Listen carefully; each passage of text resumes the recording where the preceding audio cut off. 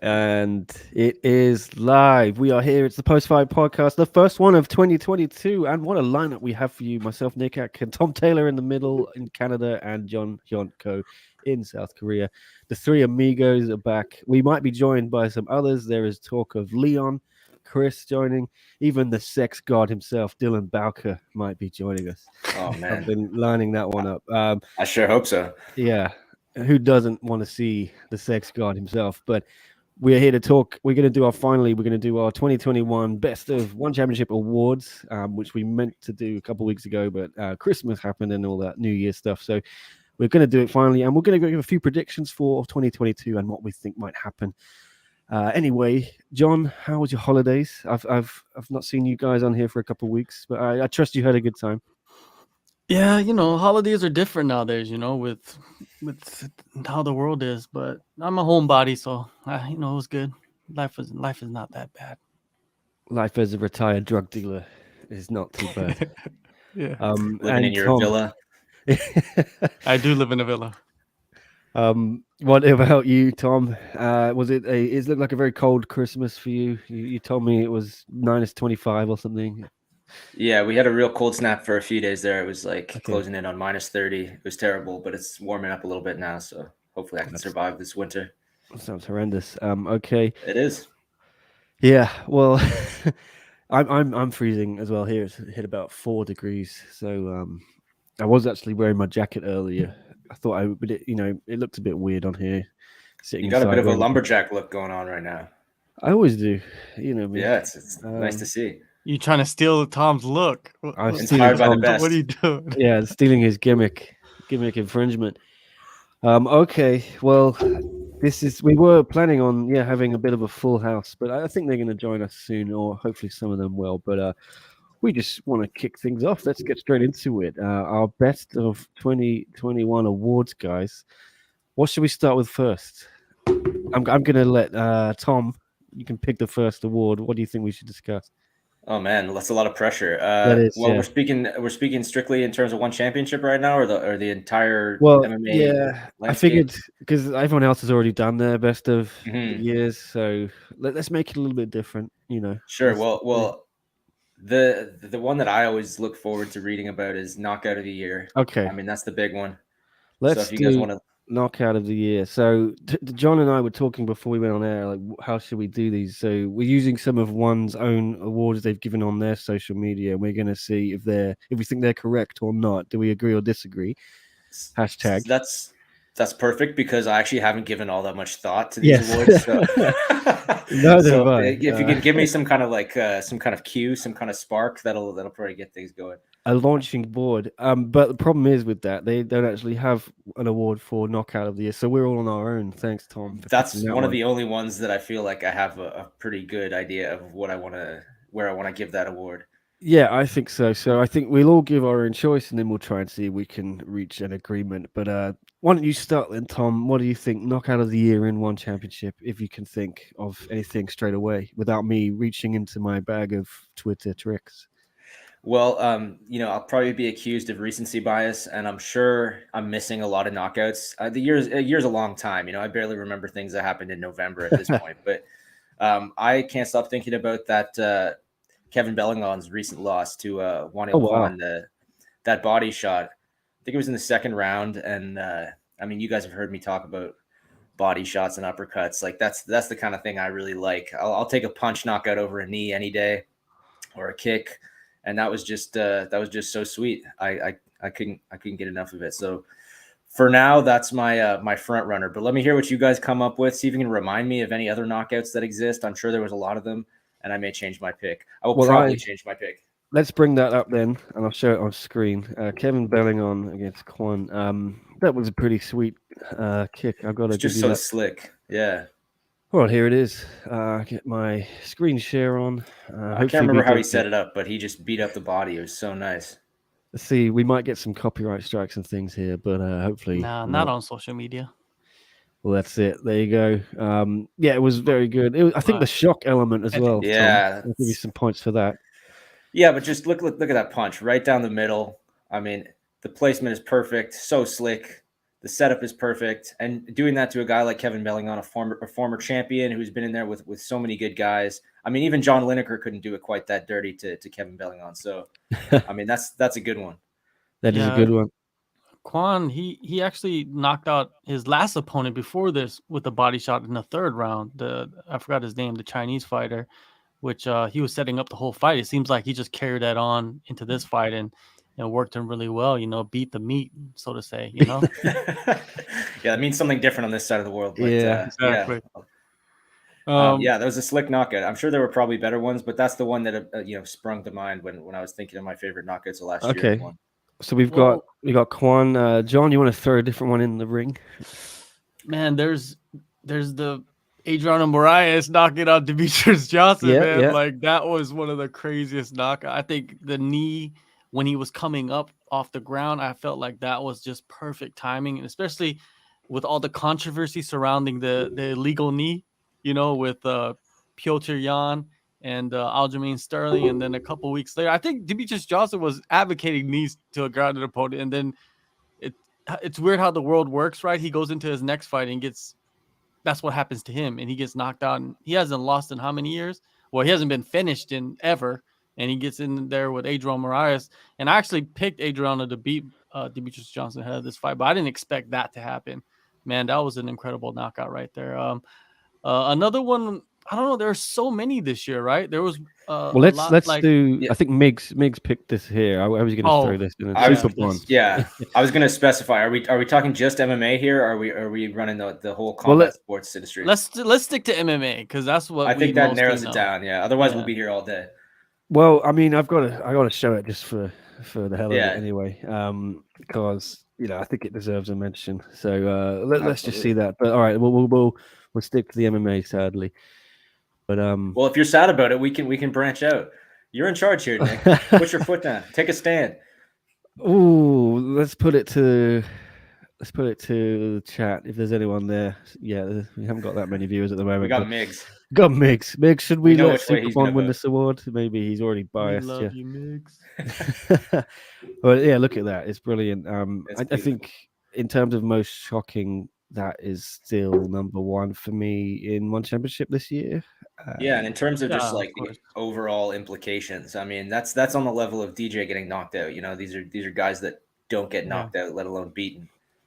So yeah, I'm with you, Nick. Yeah, arguably two of the best knockouts in their respective sports happened in one championship. Arguably, right? People in the West might not recognize it as that, but with the DJ fight, but man, with this one, I think you do have to I don't even know kickboxing or Muay Thai that much or that well, but I know that was a serious fight, and a lot of people put Petrosian at this god level of striking. And Superbond went in there and starched him, broke his jaw. He was sleeping, right? He had to go get surgery. They carried him out on the stretcher. You guys got to put all that into effect, right? Of when you choose knockout of the year. And in kickboxing or super series, that's probably going to be knockout of the decade. What is it? What Migs is saying right now in super series. It's going to be hard to top that, right? Who's going to top that? Yeah. If we're including kickboxing, I feel like we have to, I mean, that one's obviously the top prize just because of the scale of that knockout. It's not just that it was a flashy, nice looking knockout. It's who was being knocked out. That changes everything. So I guess it all comes down to whether we're including kickboxing. We'll let the people decide. All right. Well, yeah, I wanted to see it in full speed actually because we had a bit of a slow-mo there. I think it's even more devastating. You see it here, and you got an angle there, which is a little different as well. It's just shocking. It's frightening, and it looks like he went to the body first, eh? Yeah, and he posted videos on his social media of him practicing that kick, and over and over again in the build-up. I think that's. I mean, if we're including kickboxing, I'm going to go with Superbond. If not, are there any others, guys, we're going to throw into the ring? I want to put in John Lineker against Troy Worthen. That's a good one. Or am I overhyping that one a little bit? I think that was a good knockout, but I think the real appeal of that fight for me was that it was a really good fight condensed into a really short period. It was one of these one rounders where you get an entire fight's worth of action in 3 minutes. That's how I'll remember that fight. Yeah, Another I think one. Troy was Go ahead. doing well, wasn't he, to sort of evade John Lineker for so long, and then just got caught. And I think it was again like the Superbond KO. The way Troy was laid out, adds that little bit of the scary factor to it, and he was okay, which is good, obviously. And Troy's back next week fighting, and I think Tom, you spoke to him yesterday, or Yes, you had I some did. Wi-Fi issues. Did that get done in the end? Yeah, it did. It went well. We had a kind of a rocky start just because there were some connectivity issues, but it worked out in the end. What is it with Troy Worthen and Wi-Fi? When I spoke to him a couple of years ago, I've never experienced such bad Wi-Fi issues.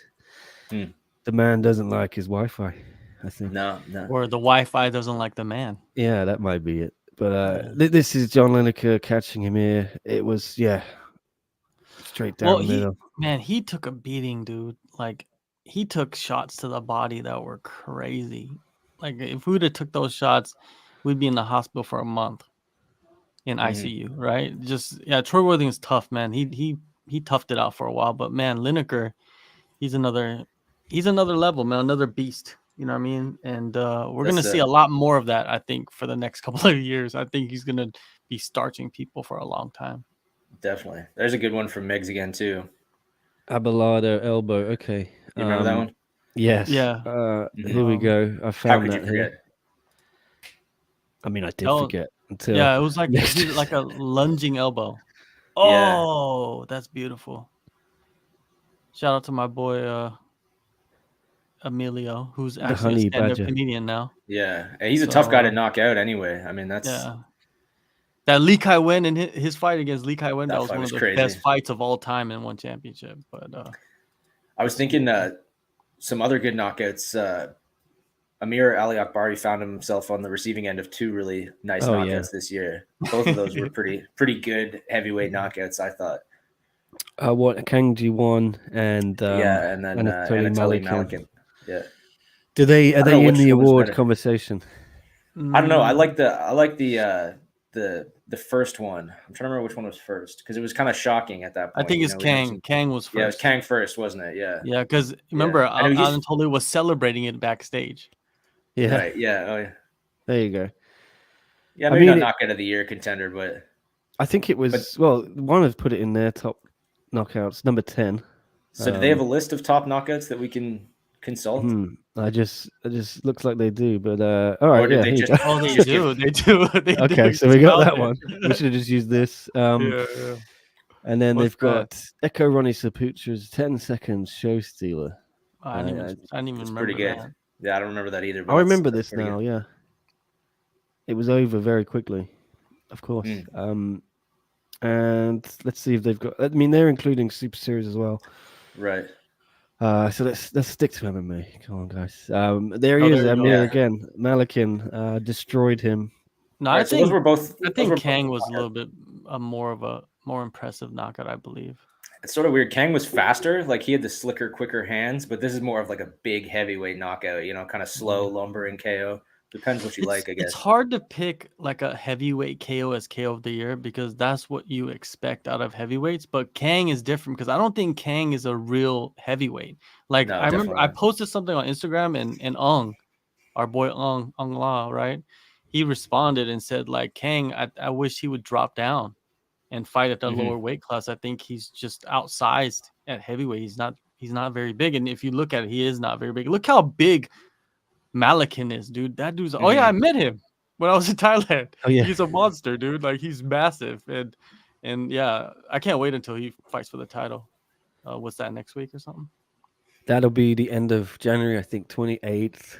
Only the Brave main event, interim heavyweight title. We haven't discussed all that stuff. Maybe if we have time, we can get into some of that. But let's get, Tawanchai's debut. Yeah, this was good against Sean Clancy. Yeah. We're gonna keep it on MMA though. His name is Tom Clancy. Sean Clancy. Oh, okay. I was like Tom Clancy. That's like one of my favorite authors. It's not Rainbow Six. Yeah. Kim Jae-yoon against Martin. Oh yeah, that's a good one. Yes. Yeah. Yes. That's another one for the technique. Yeah, and shock value. Yeah, the shock value played a big part in that one. obviously. It's just the timing is incredible, and he said it himself. That's what my coach told me to do. It's what we worked on. Martin walked right into the trap. Martin said, "Yep, that's all my fault." Credit to him, but I let him do that to me. Brilliant timing, brilliant speed. That's in the conversation, I guess. Let's see what else we got here. I think it's definitely just kickboxing. I mean, that was incredible as well. Yeah, that dude's a monster right there. Just the way he falls down. That's my favorite kind of knockout. Like the overhand right or whatever that was, right hook. With the mouthpiece flying out too. Yeah. Bang. I'll take that over a kick any day. That's the good stuff. He looks right like there. me when I'm sleeping on the couch. Look at him on the floor. That looks like me on the couch, like sleeping. Yeah. Yep. Props to Baby Lex. Looks like Nick after 7 or 8 Dragon Waters. Yeah. Can't get any over here. That's a shame. Mark Abelado's elbow, tomahawk elbow knockout. Yeah, we already looked at this one, but always fun to see it again. That's in the conversation. Then of course we've got Adriano against DJ and Super Bond they've picked for number 1. So of course, yeah. I guess if we're talking MMA, it's the ones we've already got. Adriano. I don't know. I think Christian Lee and Timothy Nasty Yukin, that was a pretty decent knockout too, man. That was more like a TKO, wasn't it? Yeah. Was it? Okay. Yeah, I think so. Like kind of ground and pound, kind of a gradual stoppage, if I recall. I can't remember that one super clearly. What about Ung Lao when he knocked out? That was a really good one because he swarmed him and just clobbered him, man. Like trapping him against the cage. It was like a 4-piece combo, right? And we talk about like the significance of the win itself. That was to me like a really significant one because he had his back against the wall. He'd lost the last 2, obviously lost his titles. I mean, he needed a win, and here he comes through and just puts the pressure on right away, walks him down, and is just throwing like kitchen appliances at him. I mean, it was, that's as good as it gets right there, man. That's definitely top 10 at the very least. Okay, so we're putting Ong in the conversation. Ong Lao's always in the conversation for everything, man. No matter what we're talking about. He's fighting tonight. Shit.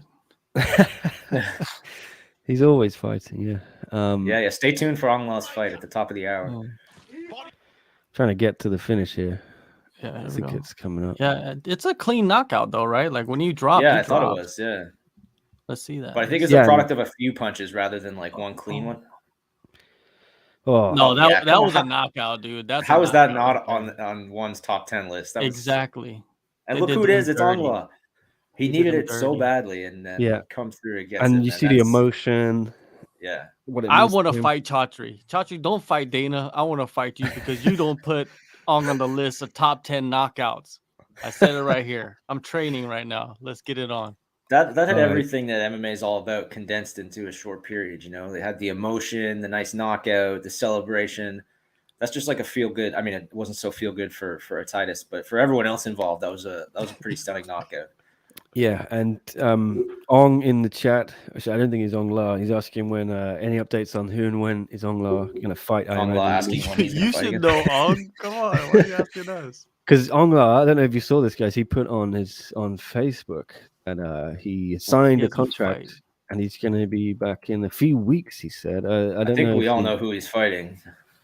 I mean, there seems to be only one option. Yeah, because Yuji Nakami is fighting Leandro, who Ong La just fought. So it's got to be Big Dash, hasn't it? The trilogy. Yeah. Unless they decided to give him a title shot, but that seems really unlikely. Yeah. Well, here's the post. I'm just going to put it on screen. Are they icing? What's his name? Derrida. Yeah, are they icing him? Like, why does he have nothing going on? It's very odd. It's probably like a multi-pronged problem. I think part of it is that he's, far away from Singapore a lot of the time, and also that there's just not a lot of guys in his division right now, either division that he has the title in. But they got to get him a fight. I mean, he was calling out everyone, wasn't he? On yeah, he's clearly getting frustrated. At this point, they should just do him and Buller, man. 2 guys that they can't seem to find fights for.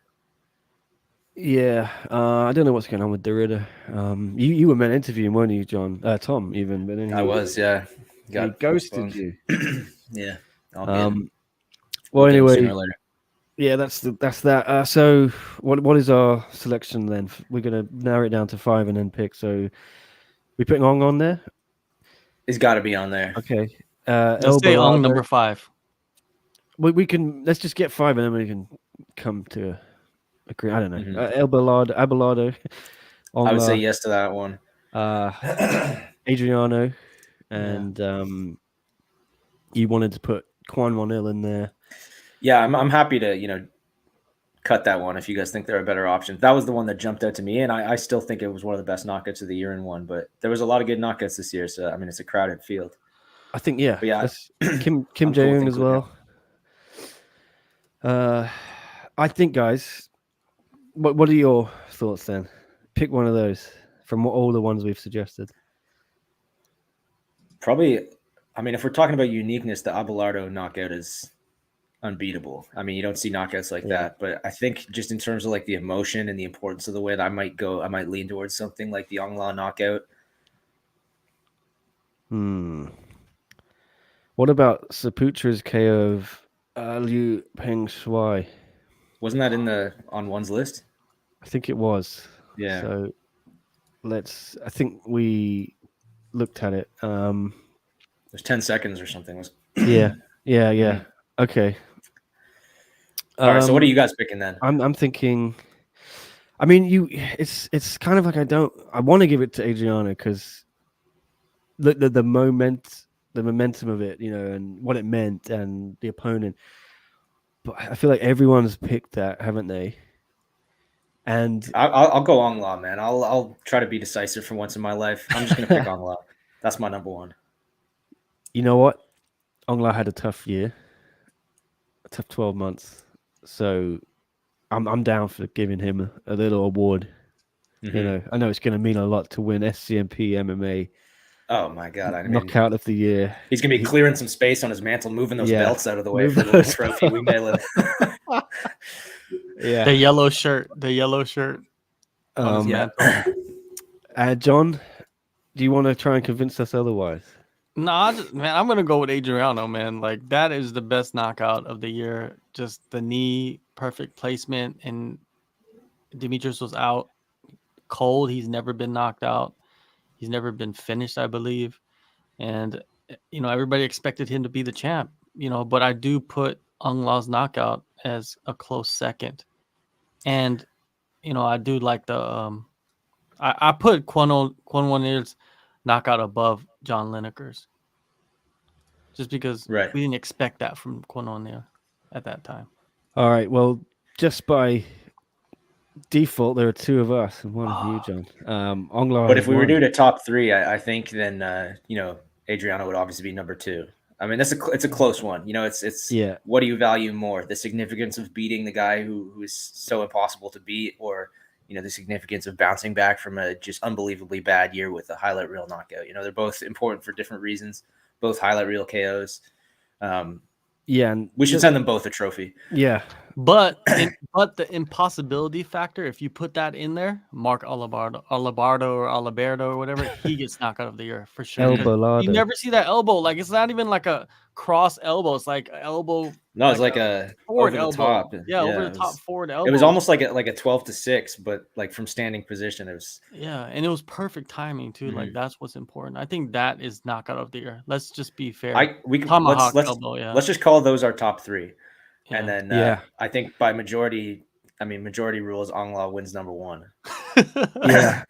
There were meant to be more people here, so it may have swung Adriano's way. But I don't know, who knows? They've missed the chance to vote on knockout of the year, so it looks like it's gone top to three. Ongla. Yeah. Let's put it there. Top three: Alabardo, Adriano, and Ongla. Let's. I think those are probably the best, right? Yeah. A+ for the three guys with A names. Yeah. Triple A. Let's do it. Yeah, and I mean, I am going to vote for Adriano in other categories. So, I don't want him to win everything as much as I like him. That fight could win in a bunch of different categories. Yeah, for sure. Well, let's move on to another one then. Yeah, let's go. Okay. I'm not picking the second one. All right, John, you pick. We can do best fighter, breakout fighter of the year, most improved, best submission, or sexiest fighter of the year. That's in the Asian MMA awards. Right? Yeah. Sorry, I forgot that's not our department. Yeah, that's James Goyder. There's a long list. That's a laundry list of names right there. Yeah. What do you want? We can do. We should finish maybe with best fighter, right? Or do you want to just start with the best awards? Why don't we, since we just did knockout, why don't we bang it like submission and fight, and then we can get into the nitty gritty of like performance, fighter of the year, that stuff, you know? All right, best submission of the year. I'm going to try and see if One Championship did a thread of it, but on their very own Twitter account, One Championship picked, what's it called? Shinya Aoki against James Nakashima for that was a good standing. I think I know what I would pick on that one. All right, Tom, I'm going to throw it to you while I find the I think I'm going to go with stamp submission of Ritu, actually. Not a not a crazy armbar or an omoplata or anything like that, but just an impressive submission from somebody who has not been grappling for that long. So yeah, I'll go ahead and tip my hat to that one. All right. It was an armbar, wasn't it? Yeah. Yeah, that was nice. Yeah, that's actually a good choice. Yeah, and that one kind of gets some extra points just because Stamp is so new to grappling, and she was fighting somebody who, although not a submission specialist, was a really good wrestler who had a lot of sense of a lot of positional awareness and probably should have been a little bit harder to submit. But yeah, it was awesome to see Stamp do that. Obviously, won the Grand Prix, set up a title shot. A lot of payoff for that win. It was very significant. The stakes were high. So yeah, give me Stamp for submission of the year at One Championship. Okay. So we got Stamp, we've got Shinya. John, can you think of any others? I'm trying to find if one has a thread of videos. What about was it Kirill Grishenko? His submission over Rug. Yeah, that was beautiful jiu-jitsu. That was the most beautiful submission. You didn't even have to touch him. Like he submitted between rounds like that. You cannot beat that submission, right? No, you cannot. But in all fairness, I think, that Stamp submission was like one of the best. But I think the revenge submission, Shinya Aoki, armbarring Edward Falalang. Well, he'd already had his revenge. Did he? That's the fourth fight? Yeah, there was the third one, wasn't it? But the second one he lost. No, he beat. No, I think he won the first. He lost the first one, didn't he? Yeah, and then he won the second two. Okay, so he'd already submitted him in Tokyo. Okay. Yeah, but it was still a good submission. Yeah. But I think if Aoki gets one, it's probably Nakashima in terms of the guy coming down from welterweight, and some people were questioning, but he made it look very easy. We'll limit Shinya to one. I don't know. Do you want him to have two? Give him two. That way, we have a top three. I'm trying to think of other. Here's the armbar, if I can get it from Bleacher. Yeah, it's pretty elementary, my dear. What's it? Superb technique. Flying had no choice. Any others we can think of, guys? When you look at it, there's not many submission wins with all the events that have gone on. There has been just a mountain of knockouts, but not very many. It'd be interesting to see like the stats in One Championship, like how many fights, what percentage of fights end by knockout versus submission versus decision. Because usually there's more fights that end by decision in any promotion, but I would guess that One Championship has like a significantly higher knockout rate than they do a submission rate. I think so too. Yeah. I think it's the rule set too. Mm-hmm. What about Jared Brooks? What about him? He submitted the Lighten Boy arm triangle. Oh, right. Yeah. I forgot that was a submission. For some reason, I thought that was a decision. Yeah. Yeah. That was good. That one, maybe we could replace one of the Shinya. Okay. Here it is. That, because Jared that one, Brooks. I'm all about like not just the performance, but the significance. That was a debut, beating a ranked guy who had a lot of hype. And he burst right into the rankings with this. I think he's number 2 or number 3 at strawweight now because of that. I mean, that's making a statement. There's no two ways about it. I think we've got to give honorable mention to Buchecha. He had 2 submissions. Yeah, but I mean, him submitting people.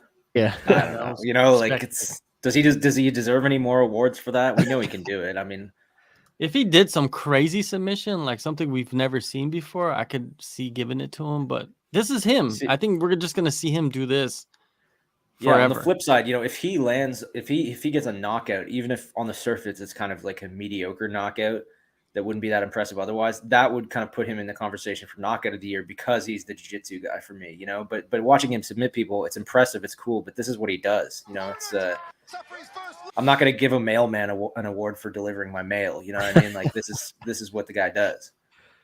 All right. Well, it was I give an award to my wife for cooking dinner. You know what I mean? Like this is what it is. She deserves an award. She deserves an award for putting up with you, man. Yeah, she does. She does. I mean, excellent technique in both of those wins from Buchecha. But oh my god, did it just get sexier in here? Oh, it just got sexy. It just got sexy damn! The sex god himself, Dylan Balco, is here. Got the hair flowing like a waterfall. Whoa! Here he is. We've got Dylan Balco on the line. Thanks, Dylan, for joining us. You've missed. We already did knockout of the year, and we're just about to choose submission of the year. But first of all, how are you doing? No, I'm doing well. Yeah, I appreciate you having me on. Good chatting with you lads and everything like that. And yeah, I'm sure you guys had great picks for those categories. I mean, I'm gonna have to take that big banner off Tom's face there. I was better with it on. The sex god, how are you? Because last time we saw you, you were down in New York, doing sexy things. Doing sexy things. Are you back on? Yeah, there. Keeping it sexy in Oshawa now, Oshawa, Ontario, baby. The schwa. Oh, yeah. Schwa. Nice. Is that what you call it there?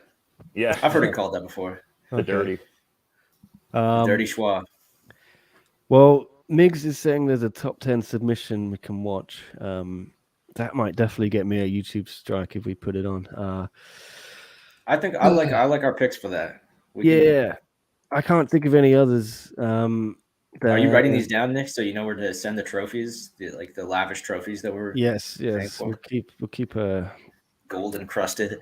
Yeah. Well, let me look at the what they call it list first. But we're about to give it to Shinya for James Nakashima, I think.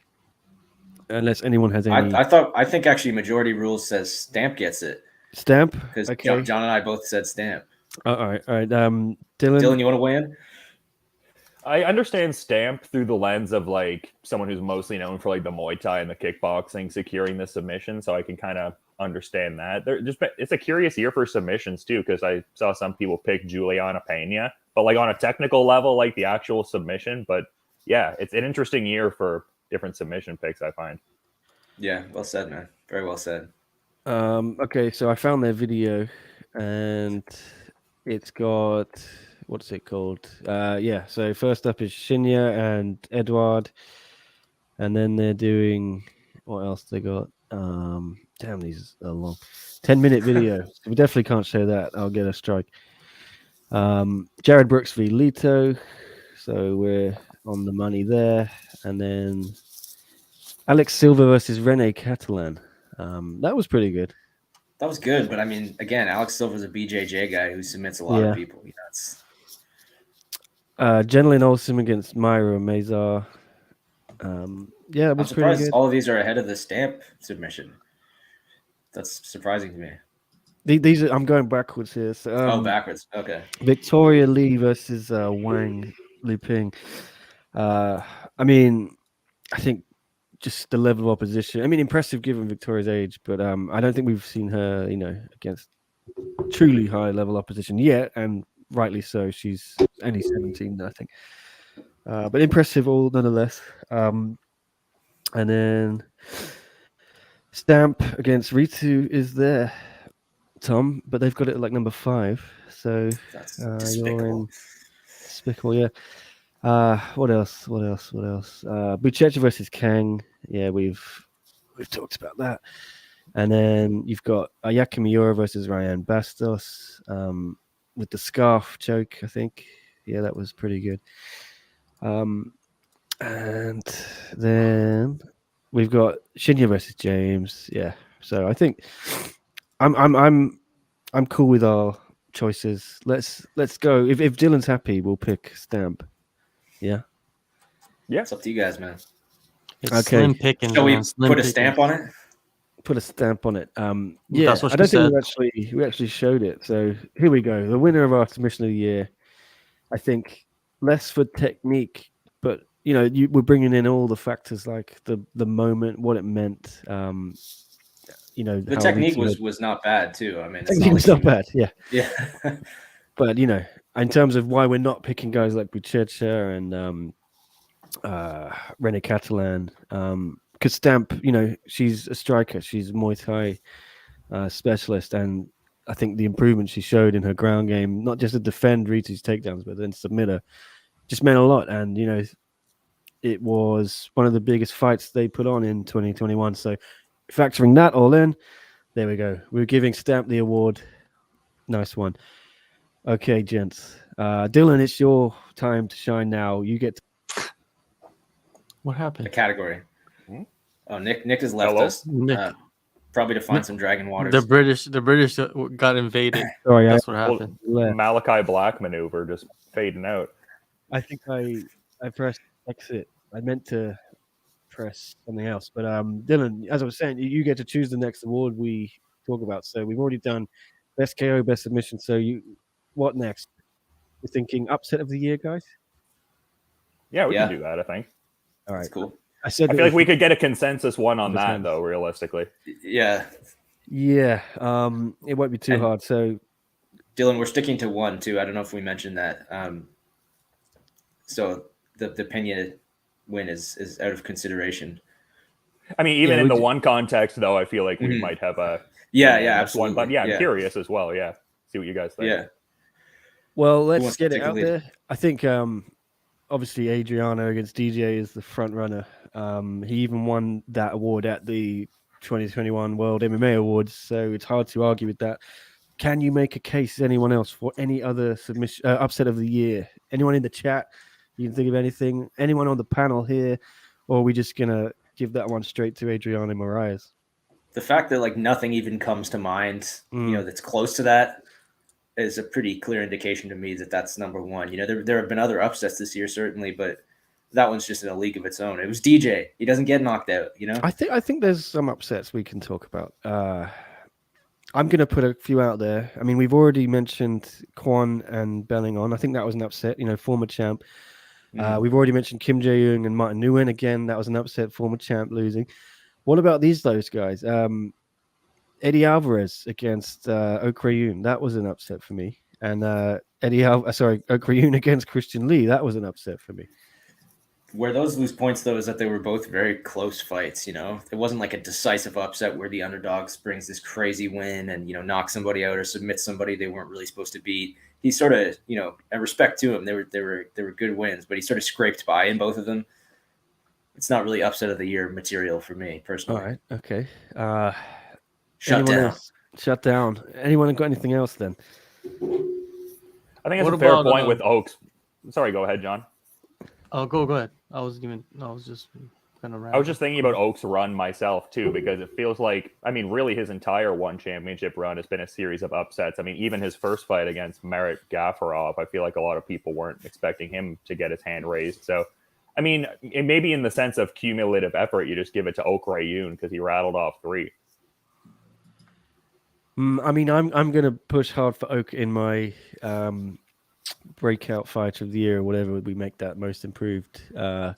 So I can let it. I'm willing to not give him this award because I think I'm gonna push hard for him to win that other award or fighter of the year itself. So I'm willing to concede, and we didn't give Adriano the outright knockout of the year. So I think Adriano may have to take this one, unless John, you've got a spanner to throw in the works. I don't, mate. I don't. Okay, that's good. It sounds like we are agreed then, unless anyone else can think of any. I cannot. Upset of the year. Honorable nothing. Like you said, there is nothing. Like our brains are boggled by. Are we going straight like MMA or Super Series too? Is that just in MMA? Or okay, fair. So I was gonna say maybe like Super Bond Petrosian. Like that was crazy at first strike, but I think we all MMA. Yeah. We agreed that's sort of like probably one of the most significant knockouts of the year. But I think the problem with including kickboxing and Muay Thai too is that we're just going to be here all day. There's just it just makes there's too many options that way.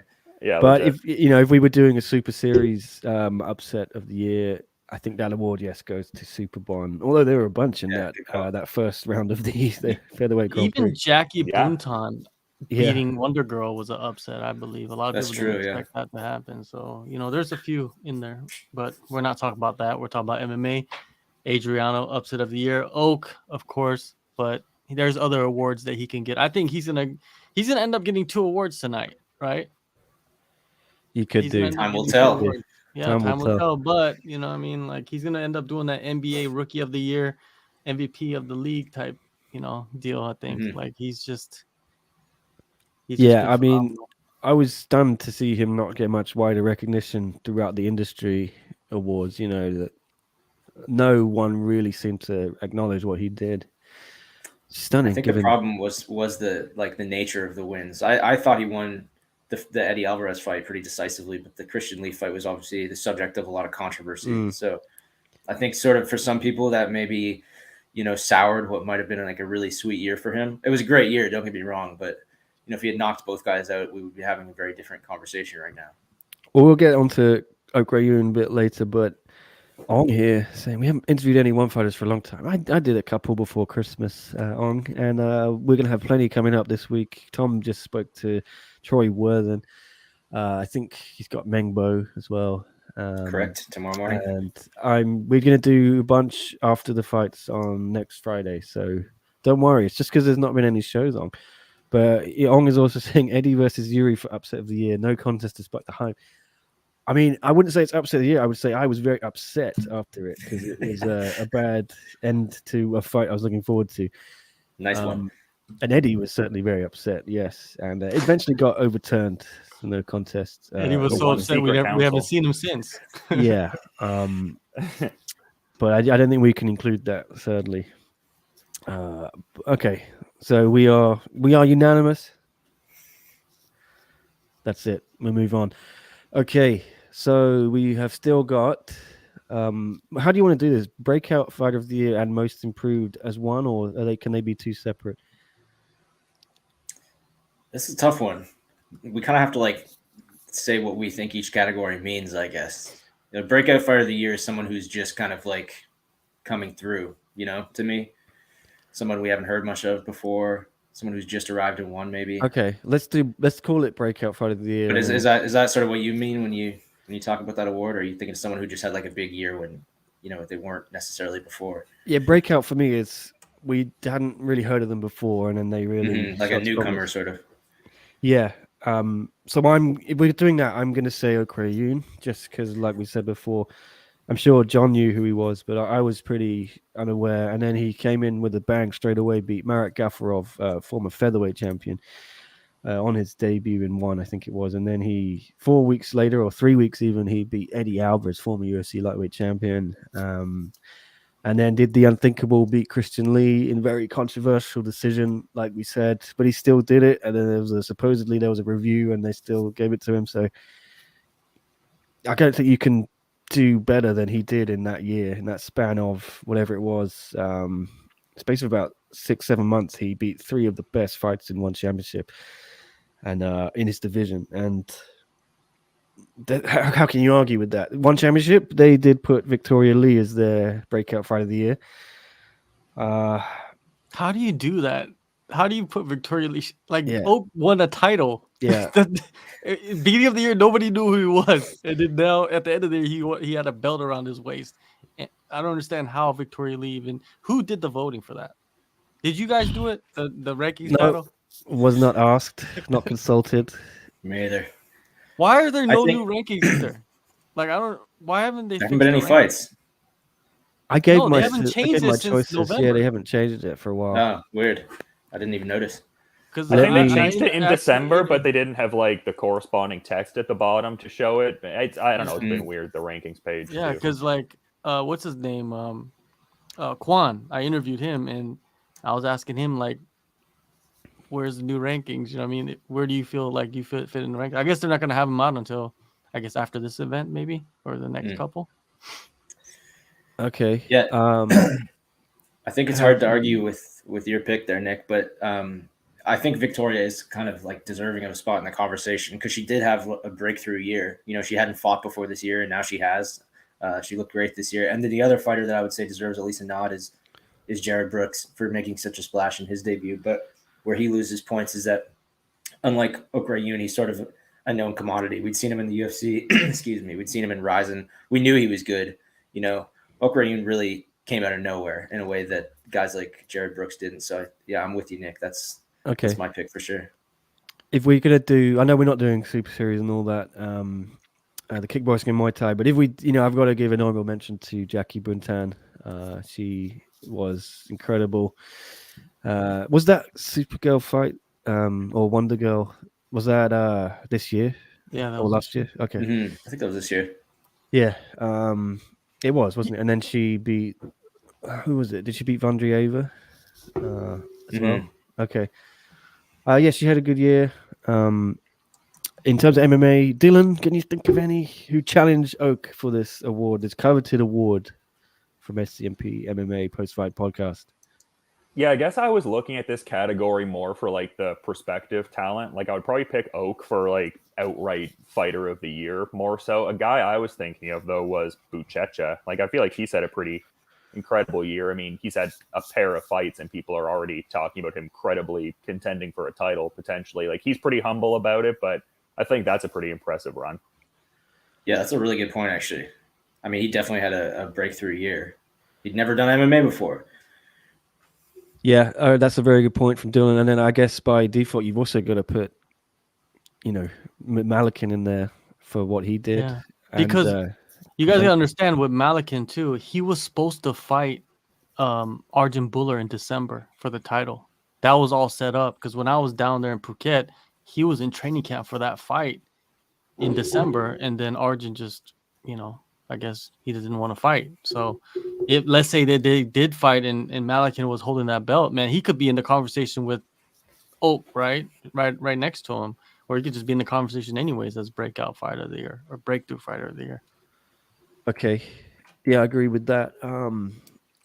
I think I can't argue Okrayun, and if anyone else wants to, we can. But I think we've got a winner there.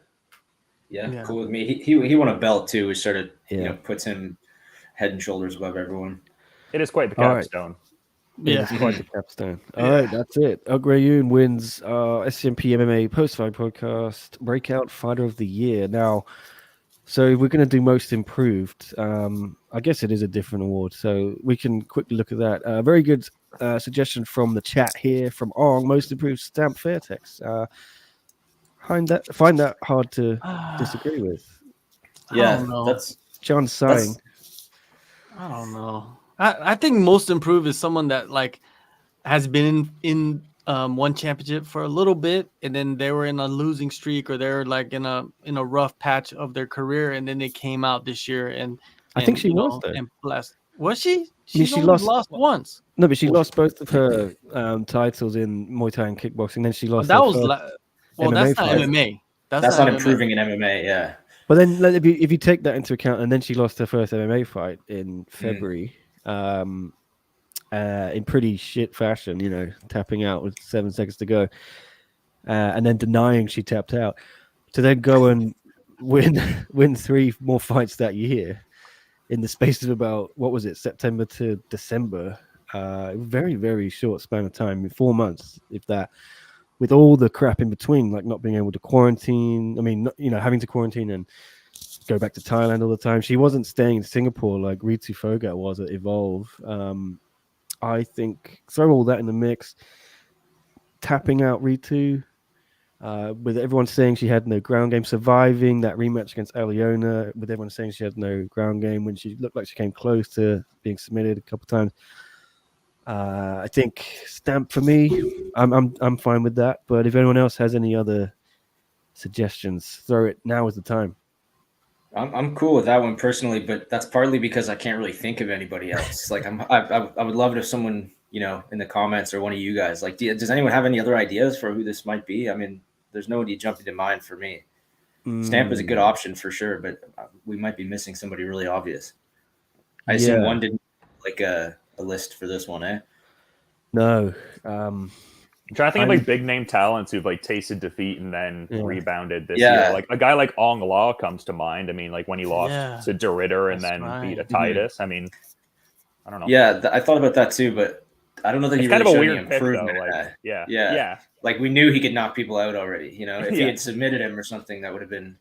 But he was in a rough patch, though. Think about it, dude. He lost back-to-back titles, back-to-back belts. That's being in the dumps for real. You know what I mean? I don't think he was about to get cut or anything, but still, like losing all of that, you could really put doubt into your mind about like your skill set. And then him coming back. Didn't he fight somebody before a Titus? No, just RDR back-to-back, I think. Yeah. Oh, okay. Then a Titus. Okay. Well, yeah, you could. I guess you could put Ung in there in the argument. Stamp, definitely in the conversation. Yeah, Stamp, like if you guys explain it like that, you know what I mean? She did lose that controversial armbar thing, and then she came back and won the tournament, which was pretty incredible. That is a pretty good story. If you put those next to each other, I'd probably say Stamp then. You know what I mean? Stamp just winning the tournament, the Grand Prix, and now she's going to fight Angela Lee.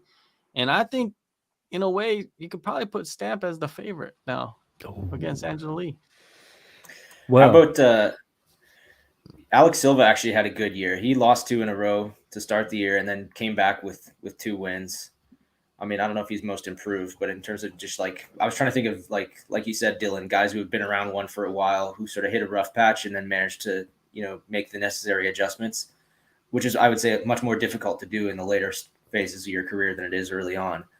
And he managed to do that, So guys like that, I don't know that I don't think he's in the top 3 necessarily even.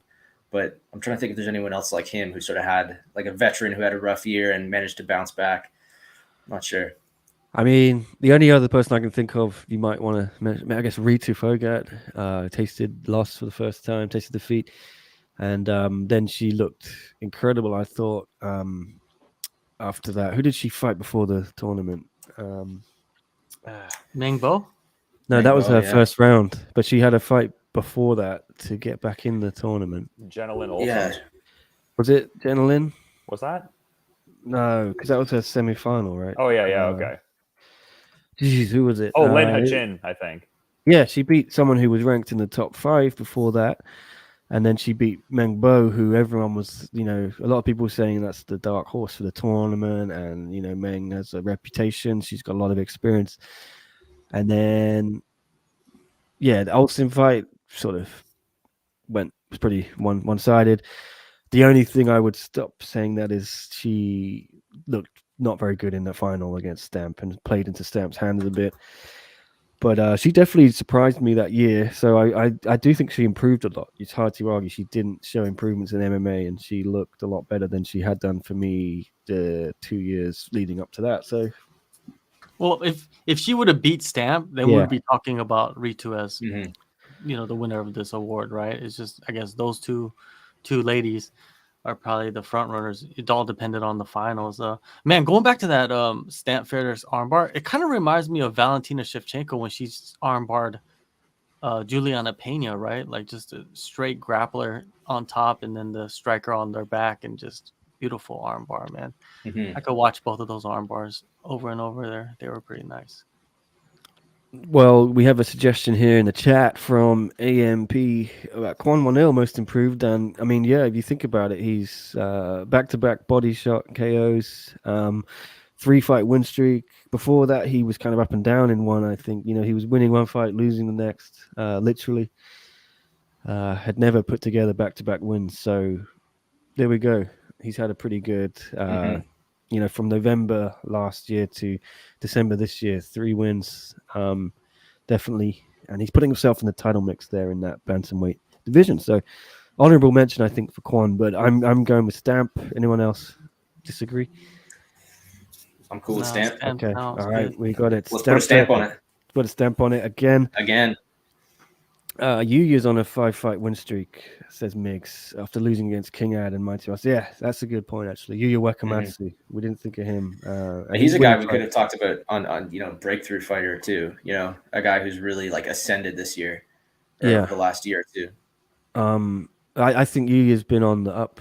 He's been rising for at least 2 years now, though. So I would say even when he lost to DJ, that's when a lot of people started paying attention to him, because he did so well against the guy he was supposed to get dominated by, and then he's really made good on all the expectations since then.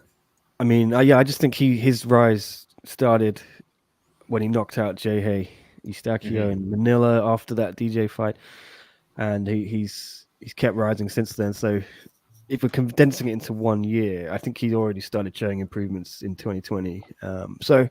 And 2019. Anyway, there you go, Stamp. She's now won 2 awards. Wow, what a cleaning up. Cleaning up. She has got what a night on the red carpet. Yeah, submission of the year and most improved. On the yellow carpet. Yeah, the yellow carpet. Yikes. All right, so now I have a couple other ideas. Do you think it's worth doing like biggest shock, or does that already come in with? It's kind of upset of the year, wouldn't it be? Yeah. Okay. Yeah. What did you have in mind? I mean, it sounds like you had a fight. Biggest something else. Did we? So upset of the year. Did we forget to mention B and Ritu? Because I just remembered that. Was that this year? No, that was last year. No, it was 2021. Yeah. I thought that was May, wasn't it? Or it was. Yeah. This year's been so weird, man. Some of these fights that happened in January feel like they happened like 6 years ago, and then some of the things that happened in March felt like they happened yesterday. It's weird. So I want to go back and retroactively give her Beanie One a honorable mention there. I don't think she still would edge out Adriano for upset of the year, but I think she definitely would be in the top 3. Of course, I'll also give a nod to B. That was a good one. Yeah. All right. So sorry, B. We've corrected that mistake. Okay. Yeah, I think she was watching and just brimming with fury at She threw being left out. Just threw her mug of tea at the screen and turned it off. Okay, now we've got event of the year. Do you think that the best card of the year? That's a valuable award to give. Tough one, man. Yeah, I mean, just spitballing. What were the ones I can think of? I really enjoyed Revolution. Is that the one where Christian Lee lost? Yes, that card was great. I think I really enjoyed Empower, which was the all-female card. And I really enjoyed, actually, the First Strike, but we're not doing kickboxing and Muay Thai. But that all-kickboxing card was incredible. There were so many. I mean, even that last one of the year was really good. Winter Warriors 2. Winter Wonderland? Winter Wonderland 2. One on TNT. Those cards were all fantastic. I think they were hurt a little bit by being short and condensed. Did you say Revolution? I'm going for Revolution, yeah. So let me bring up what are they on? Tapology, yeah. Let's look. Revolution was like a full card. Yeah. The TNT cards were both good, but they were both short, and neither one really. The first one had the Moraes and DJ fight, but other than that, wasn't spectacular. The second one had Christian Lee's win over Team FA, but again, like not really that crazy. Other than that, so those kind of were my first guesses, just because I remember those being significant cards over here on this side of the world. But yeah, neither one was a home run. Well, here's Revolution. Yes, Ograyoun beating Christian Lee. Capitan beat Mediza 2. Joshua Pasio submitting Yasuke Saruta. Hadn't seen Pasio for a couple of years, so that was fun to see him back. Kim Jae-young, really stunning knockout over Martin Nguyen in the first round. Incredible. Anatoly Malakin, great knockout of Amir Ali Akbari in the first round. Victoria Lee, always fun to watch her. She had a breakout year, definitely, or whatever. We talked about it already. Beating Victoria Souza. Lito Adewang, always fun to watch again. Beating Hexagetu. Who won that? Yeah. And Taiki Naito against Petch Dam. Bushesha's debut. There was plenty of stuff on this card, wasn't there, guys? James Yang trains with DJ and Bibiano. I would give that my vote. I'm trying to think, though. Yeah, it was. That was a great one. It was revolutionary. It was revolutionary. That gets my vote too. You've convinced me. I can only think of Empower. Otherwise, I mean, that was cool with the all of the Grand Prix, right? And Jingnan beating Nicolini. We had the controversy with Ham and Denise. The Stamp Aliona rematch. Ritu Mengbo was a fantastic fight. Itsuki Elise was, interesting to watch. Anissa Mexon, brilliant finish there. Jackie Buntan, always great to watch. And Mezababa putting in a great performance against the veteran Miya Yamaguchi. I think that card is in the conversation. Yeah, it gets some extra points too for being an all women's card. That sort of set it apart. It was different from the outset, which was cool. People were excited about that just because of the novelty of it, for sure. That was a good one as well. Okay. Anyone else? Can you think of any other cards, guys? I'm looking now. Fist of Fury was pretty good. Fists of Fury. Fist of Fury 2. There we go. Sounds like we're talking about movies. Fists of Fury. Yeah, adult movies. Yeah. Which one was Fists of Fury? When was that? February. We had Fist of Fury 2. Okay, Fist of Fury 2, Kang Ji-won, Amir Ali Akbari, Anatoly Malakin beating Makedo. That was a good submission. Tenkai, Ryogo Takahashi, Nakahara. Yeah, that was the Abelardo, Erushia elbow as well, that card. The Dengal card was pretty good too. That was the one that, Arjun Bhullar won the title in that one. And then that was the one also where B upset Ritu. Yeah, that was good. That one, maybe not card of the year, but that was a good one. What about Full Blast? That sounds like an AV for real. Yeah, someone's got to have a word. John produced that one. Yeah. These names, man. Yeah. Full Blast. Fist of Fury, Jesus. Yeah. What are we watching? Full Blast. You don't want that partial blast. Yeah. Battleground. Oh, Battleground. Honorable mention to Battleground. Mm-hmm. Yeah. Was it Battleground 2? Groin Fest of the year. Yeah, that was the second one, right? Okay. Yeah, I think for me, and the only thing that could challenge Revolution would be Empower. So I'm happy to leave it with Revolution, if you guys are. Okay. Yeah. Cool with me. All right. Agree to disagree. I just left that on screen, haven't I? All right. So yeah, Migs remembers Revolution was pretty damn good. I remember it was fantastic, and a lot of people seem to say the same on Twitter. That's always a good gauge when you start seeing, MMA fans normally they don't really pay much attention to one on Twitter, the wider MMA community, but I think they were all saying Revolution was a great card before it happened, and afterwards they were saying the same thing. But like I said, the honorable mention to Empower and also First Strike as the best kickboxing card in not just one history, but I think in a long time. A lot of people agree with that. Okay, so we have best fighter, but do you want to do? I don't like to be negative with awards, but can you think of anything? Biggest disappointment, something like that. I got one for that one, man. Okay. Right off the top, Lee Kai-wen spends, ages in a contract dispute, comes back, loses in a pretty ugly fashion, ends his one championship contract in that way. Doesn't really get much worse than that. I mean, that's not a knock on him necessarily. I'm a fan of his, and I think he's a great fighter and probably has a bright future. But this was not a good year for him. There's no debating that. Okay. If we're talking about like what's the name of this award? Like worst year, like dud of the year, kind of disappointment, or is that unfair to say? Disappointment of the year. I've won that award many times. Yeah. I think my mom gave me that one once. Yeah. That bit from the IT crowd, like the shithead of the year award. He's got like that going on.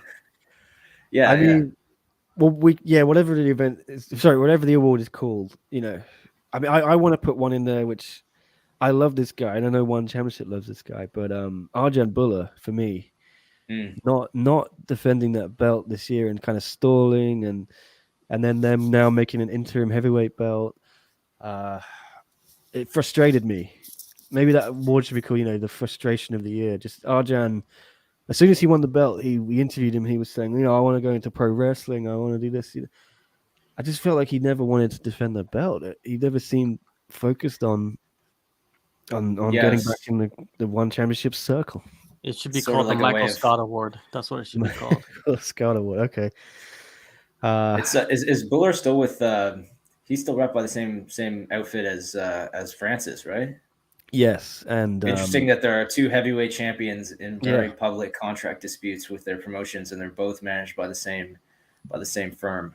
That's not, I'm not criticizing CAA, but clearly they have their clients' best interests in mind, because they're causing these guys to sit out and not fight in favor of getting a better deal, which sucks for the fans, but I'm sure it's probably a good thing for those guys. It happens all the time in other sports, all the time, right? When they go into the new season, what are these players doing? What are these athletes doing? They're holding out. They're not coming to practice. They're not going to play in games. You know what I mean? Even they're getting fined money, they're still kind of like holding out. I think it's just something that we're going to continue to see in the future. You know what I mean? And promotions, they just got to move forward. And that's what One Championship's doing, right? They're moving forward and saying, hey, you don't want to fight? We're going to make an interim belt and eventually strip you. That's what's probably going to happen. Yeah, it's going to happen more and more, like you said. And it's probably overall like a good thing for the health of the sport and a good thing for fighters. You know, when big fighters like these two, like Francis and Arjun, are kind of holding out for more money, it sets a precedent, you know, that you can say no, and you can hold out for better offers. It's just crazy how long this has been going with heavyweight champions, though. Like, you can even look back to like Randy Couture in like the nascent days of the UFC. Like, sometimes he would straight up just leave the promotion. It's like, I'm gonna go fight Ensign Inoue now. It's like, all right, peace. Leave it to the big boys. Rock the boat a little bit. Well, we've got we have two contenders. Anyone else think of anyone else who might fit into this award? John, you're always disappointed. Yeah. Who disappointed you this year? A fighter. Who had a disappointing year for you? Or like, who frustrated you with what they did? You know, you thought they might do something better, or not to knock anyone too much. You guys made some great picks right there, right? Arjun Buller and Lee Kai Win. Disappointing. I think Alec Bari is probably the most disappointing fighter of the year. That's a really just good coming one, in with all this like talk and hype, and he's just gonna knock everybody out, and just comes in and gets knocked out by everybody, which was very disappointing to watch, right? And I'm sure he's disappointed. He's probably very disappointed, right? He probably can't even go back to his country like with his face held up high, right? Because you know, he was just going all up on the mic, just talking crazy. And now where does he go from here? He fights Buchecha. I don't know. Brian in the chat saying Martin Nguyen. That's I don't think I don't want to give Martin too much shit, because we all know what happened to him. He went through so much stuff with his fight getting cancelled twice while he was in Singapore on a plane. You know, he tested preliminary positive for COVID after having done a full training camp. Then it turned out he didn't actually have it. Then he went back, did a bit more Florida, then came back. Same thing happened again. I don't think he tested positive. I think someone on the plane next to him tested positive. That's how wild Singapore is, right? If you're sitting next to somebody that tested positive, they're gonna isolate you for that reason. It's like, are we adults? He was like the row behind the guy or something, and exactly. It's like that is. And then the guy didn't even test. It was preliminary positive, and then it turned out it wasn't positive. False positive. Yeah. So then that fight they put it back on. I think another COVID thing happened. So that there was twice, I think, right? Yeah. The same thing happened again. That's what my remembers. Yeah, and then when the fight finally did happen, it was a disappointing, performance. But Martin has acknowledged that he's not hidden from it. He said he was too gung ho. He's gonna make the necessary improvements, and I don't want to dog Martin for that loss too hard. I think it's been a tough year for him. Yeah, and he was fighting really good guys too. You know, it's not like he's losing to bums. He's losing to the top opposition available under the worst possible circumstances. Yeah. So I'm sure he's disappointed, but it's not really his fault. Where you could argue that it is in the case of someone like Lee Kai Wen. Yeah. I can't think of anyone else then. Another disappointment was B Nguyen. With all that social media and all of that, and then she ends up losing the fight. Come on, what was that? Like she like. I'm disappointed in you, John. Everybody. She fooled everybody. Why did you fool us? Why did you fool us? Like, we thought you won. We thought you were going to be in the tournament. You know what I mean? It all led to all of that, right? People thinking all of these things good for her. And then we found out later that she lost the fight, which shut the door and everything. So very disappointing in that. And I don't even know. Is she even fighting for one championship anymore? Yeah, she is. I think so. I think yeah. I think she's taking a break at the moment. Mm-hmm. She had a few She fights was last just year. in India for a little while doing something. She's doing some superstar shit, like Mm-hmm. some celebrity death match So- or something. I don't know. Disappointment of the year. Is it Amir, Lee Kai-Wen, or who's the third one? Being the win. No, there's another. Arjun. Okay, B2. Arjun. Okay, we've narrowed it down to Arjun. 4. B, Arjun, Lee Kai-Wen, and I might throw out a late Mengbo just because, you know, I Amir. think she threw that fight away against Ritu, and it's telling that we struggle so much to like narrow it down to 3 in any other category, but when it comes to disappointments, we've got 5 just right off the bat. We need to lower our Fighting is standards, full I of think. disappointments, man. Yeah. There's always disappointing things happening in fighting. So this is in sports in general, there's But disappointments. how do we narrow this down? Dylan, you could be the deciding party, maybe. I don't know. Oh God, I don't want to be the one who picks the most disappointing. Putting the onus on me. Yeah, then all the onus falls on your shoulders. Yeah, he's disappointed, not us. yeah, Dylan, you got to pick. Sorry, man. So who are the This- contenders for biggest disappointment? This Who are my award is choices? sponsored by the Amir, Lee Kai-Wen, Arjun Buller. That's I think the top 3. But then there was Martin and B. But Nick, you wanted to rule Martin out. It sounded like I'm cool with that, and I will rule B out if I get a veto. I could only Mengbo is the only one I could suggest. Otherwise, Right. I think missing weight, and then she was one of the favorites for the tournament, and then she had the fight won in the first round, and inexplicably went for an armbar against Ritu, and now she's gone up to straw weight. So I think if it's down to Mengbo, she had talked about winning Aliakari. the title as well that year. So. Mm-hmm. Yeah, I would Mengbo, say Amir, Martin. Amir. I think we can. Let's not argue with Amir. Yeah, the amount of shit he talked, and then. And the sport really is about results, you know, and he just got the worst results imaginable. So I would say he's feeling pretty disappointed. Most people are disappointed in him. Yeah, I think relative to the hype coming in too, like a lot of people, I think thought he was going to come in and outright become the heavyweight champion. Like I rated him pretty highly, and not that I don't now. I'm not saying it like that, but just the recent outcomes relative to the expectation, you'd have to say it's like not commensurate with what people were hoping for. Well said. All right. Yeah, and I have no problem with him talking trash either. I think it's part of the sport. You know what I mean? If you lose, but you got to back it up. Yeah, you got to back it up. But still, there's no problem with talking trash. If you lose, you win. You know, it is what it is. But backing it up is very important. I like how Amir calls himself the real Iron Sheik and gets all fired up. Like I've seen that in a couple interviews, and I'm like, let's go. All right. Well, Amir Alekbari, you have won that award, sadly. And I'm a fan of him. You know, I think he's fun in terms of he does the trash talk. He has fun fights. I mean, he's been on the end of 2 defeats, but I think in the Kang fight, you know, he actually rocked Kang. He broke his orbital, I think. Let's see if he comes back. Maybe he might be a little more humble. You don't know, but let's see. Maybe he'll be our most improved fighter of the year for next year. For this year. It could be, yeah. So there's best fighter. The only other thing I think of was like the biggest controversy. We missed a pretty crucial one. Fight of the year. Fight of the year. All right, let's just go to fight of the year. Well, we could save that for last too. I mean, okay. If you wanted to do controversy, I was just gonna say like you've got those reviews, right? The Lapicus Alvarez fight.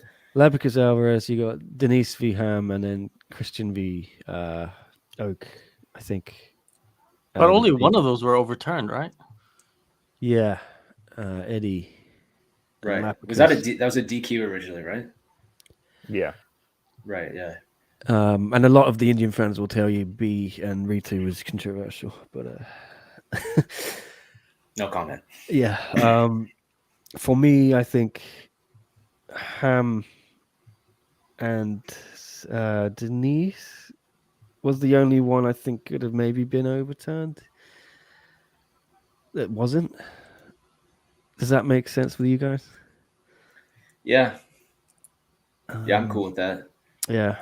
It caused a lot of storm with the Filipino fans, and then I think one tried to appease them by keeping Denise as number 1 on the rankings. But yeah, that was weird too. On the flip side, yeah, a title changed hands as a result of the controversy in the Akrayun Christian Lee fight. Yeah, that was like a higher stakes controversy. I think you're right, Nick. I'm cool with your pick. Ham and Denise. Dylan, what do you think? I mean, they'd have to be up there considering the stakes, but just for the sake of, I guess, offering a different option, kind of what I was thinking. Like, I don't know, for some reason, that whole thing with like Rug and Kirill Grushenko still read as really weird to me. Like when he's like, oh, I got punched in the throat, and then he fell down, and they're like, oh, it's a TKO. And I'm like, what's going on? And he's like, oh, I'm going to appeal to the secret council, and then nothing ever came out of that. The shadow ropes. The fact pretty that much like an AEW faction, fucking the secret council and one. The fact that 4 people who follow this sport pretty closely are still kind of unsure what happened in that fight is an indication that it was definitely weird and controversial. That's a good point. I think that's probably the biggest controversy right there. Just putting everything in, just because in the other fights there was nothing really like controversial about the actual fight. It was a great fight. Two fighters just going at it, right? It was just the result of it, right? But that rug was just weird. The fight was weird. The phantom strikes to the neck and him just falling down and pretending that he's dying. And didn't he get carried out on a stretcher? Yeah, he went out on the stretcher. Yeah. I'm cool. I'm cool with the sex god curveball here. Yeah, that was a curveball. Yeah, that was a controversial moment for sure. Jesus. Yeah, he threw it in there for us. All right, caught it in the mouth right there. But yeah, and then that even just put Rug in the space where like he's never returned since. Like, is he in this embarrassing? He went from being so hyped to just this guy that we have all these questions about. It's, exactly. Is he the Hunchback of Notre Dame now? Like he's hiding in the mountain somewhere, like in a castle. He's still trying to figure out what happened in that fight. He's got a whole team of people working in a lab somewhere trying to figure out what happened. I've seen him in New York recently, actually. Like I'm pretty sure I follow Rug on Instagram, and it's like him at Madison Square Garden watching like basketball games. Yeah, he for the trains in New York, I think. I don't really know what he's saying. Is he at Henzo Gracie's? I don't know exactly where. He definitely trains in New York. Okay. So, well, then he's living life, man. I thought he was in a white room talking to the secret council, feeling his sentence that he never got. Doing like a Miro vignette or something like that, just in an empty room yelling. He's in Enter the Dragon where all the mirrors come out and he's like fighting the council, but it's him in the mirrors, like. The only other things I can think of that might win this award are them postponing the 10th anniversary show. Oh yeah, that was bad. That's fair. But that's COVID, just no, it's not. It's because they did a show. They just did a show anyway. They changed like the 2 days before it was supposed to, right? Yeah, Winter Warriors. Nothing to do with COVID. They just wanted really? I think they wanted to have an audience, and they were thinking they might be able to get one, but then Omicron happened, so it's just been pointless anyway. They should have done that card in December. And I remember hearing that Chetri fired a judge or something midway through a show for a really bad decision in a Muay Thai fight or something. Yeah, that's up there with the secret council stuff. Yeah, that's like you don't want promoters firing officials. That's like firing your referee. Like, hey, that's what. But that's not confirmed. I just heard that. So it's rumor and conjecture. Oh, really? The rumors spreading fake news. Fake news. It's another department because they canceled the X1X. We didn't get DJ versus Rodtang because of that, and it's still not officially announced that they're gonna fight anytime soon. But I heard some rumors that Christian Lee Oak, the rematch is gonna happen very soon. Okay. It should be announced soon, and Ham will be back soon too. So I don't know who she's fighting. And probably Zamboanga rematch. They seem to be pushing. I hope so. Angela started her camp as well. It looks like on Instagram. So exciting times. Yeah, that first 3 months might be pretty good in one. All right, fight of the year. Let's get this done. What was our controversy? Did we decide? Sex God curveball. Okay, yeah. Okay. Rug. Yeah. Okay, fight of the year, guys. Daggy v Nastyukin 2 is what won on One That's Championship's gotta be official it. list. Trying to think of others. There were quite a lot, Martin's fight with when he lost the title, that was a really good fight too. Was that this? That was this no, year, that right? was 2020. Yeah. Was it? Oh Yeah. man, I thought that was on one of the TNT cards. No. It's hard to keep track, man. That was like too many Enter the fights. Matrix or whatever it was called. Right? Yeah. I forgot I was in the Matrix for that one. Yeah. I think Daggy. It's going to be hard to do Daggy and Tim Nasty. Otherwise, there were so many good fights though. Did one do a top 10 on Twitter like they did for knockouts? I can scroll through. I'm gonna just see if it's on their YouTube. Maybe Migs can link me up in the chat if he's still here. 2021. Dylan, what are you thinking? You got any? Yeah, I was leaning towards the Doggy Timofey rematch myself. I'm trying to think of another fight that had like that level of parity, because like there were certain fights this year that I think of as like memorable performances, but kind of like almost one-sided. So yeah, I'm at a loss for a fight that was that like volatile and back and forth. All right, there's a video on one. It's 2 hours long, so I'm just gonna sort of probably the full fights. Oh, the fights of 2021 video. Yeah, they've got Daggy v Nastyukin, Rodtang versus Mini T, Daniel Williams. Have I got that right? That was a good fight, yeah. Yeah, but that was, I guess if we're sticking to MMA, we can't use that. That was fantastic, though. Then the next one is Oak versus Eddie was a pretty good fight. I mean, yeah. I mean, the drama of the first round, Eddie getting dropped. They've also put Rasahina Stamp. I was gonna say the second one. The second one was good, but the first one was also good. Those were both fun fights. Yeah. All right. So we'll keep that in mind. And then they've got Alazov versus Kale. Yeah. Kickboxing though. And then more. Oh, Aguilantani and Tetsuka. That was a good fight. Right at the end of the year. I think that was Winter Wonderland 1, was it? I think I missed that fight. That was an incredible fight, actually. And then what else have we got? Capitan versus the 2, in the Grand Prix. There's so many super series fights we could include, but we cannot here. We're sticking to MMA. Reese McLaren and Yuya Wakamatsu. That was good, but I don't think it would win my award. And then Isaev versus Stoitzer. That's kickboxing again. What have we got, guys? Not many things. It's weird. Christian Lee versus Okrayun. They've put. I mean, that was a good tactical battle, I thought. I don't really feel like there's a whole lot of debate on this one, actually. I mean, there were a lot of good fights this year, but that was kind of a head and shoulders above everything else. Yeah, I think we'll go for Daggy and Tim.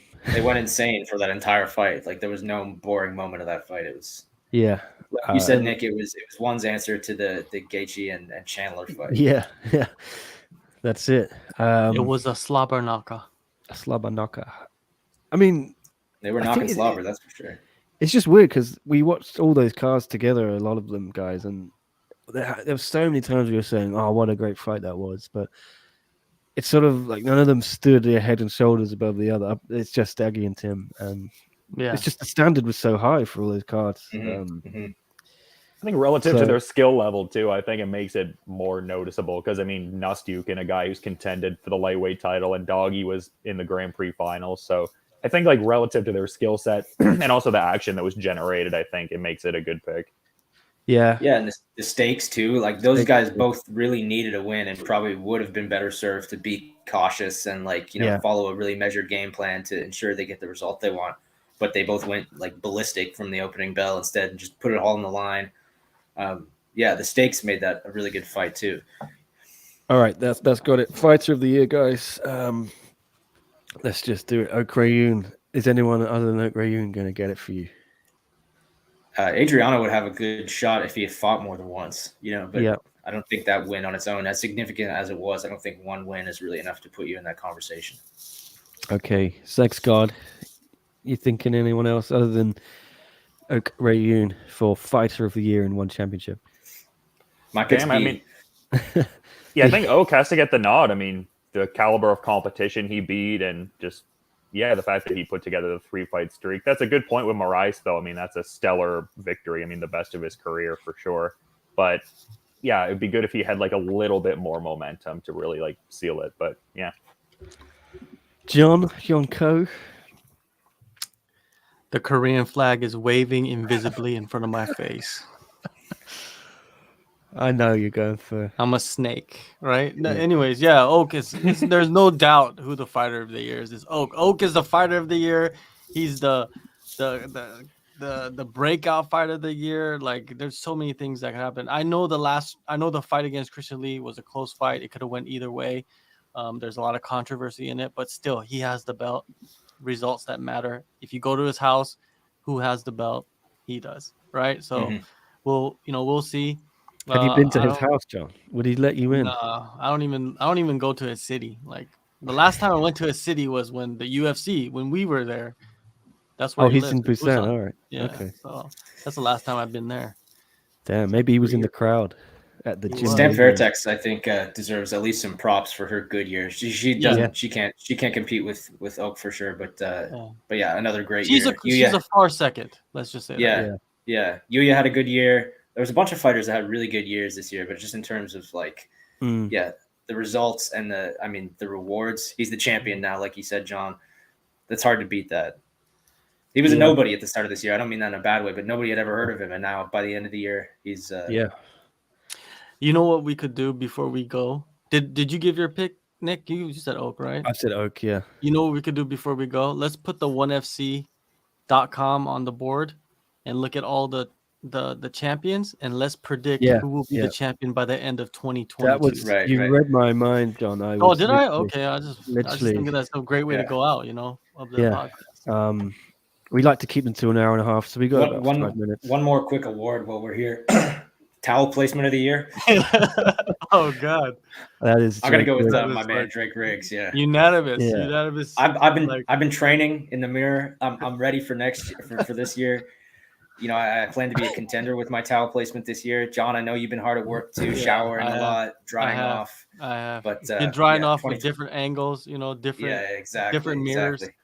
I feel like I don't know about this towel placement federation. Putting it around Well, Drake is he's the world champion right now. He's the world champion, towel undisputed.